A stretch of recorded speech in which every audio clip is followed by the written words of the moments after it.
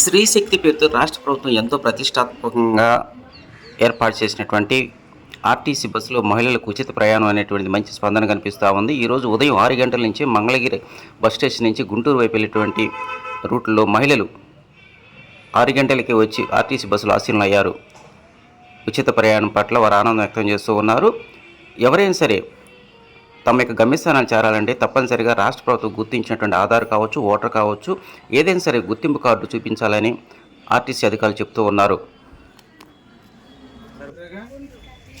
అంటే ఆధార్ ఒకటను లేకపోతే Aadhaar, ration card, voter card ఏదైనా ఆంధ్రప్రదేశ్ అని ఉండాలి.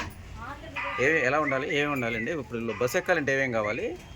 ఆధార్ కార్డు లేడీస్ ఎవరిదైనా సరే ఆంధ్రప్రదేశ్కి సంబంధించిన Aadhaar card, ration card, voter card మూడు తీసుకుంటే మూడిట్లో ఏదో ఒకటి ఉన్నా సరే జిరాక్స్ ఉన్నా ఫోన్లో చూపించినా ఓకే.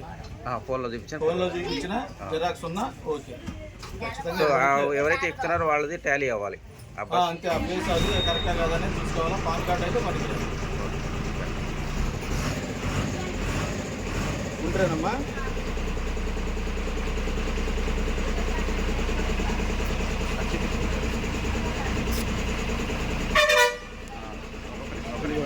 ప్రభుత్వం రాయితీ చెల్లించవలసింది 40 రూపాయలు వచ్చేసింది. చెల్లించినది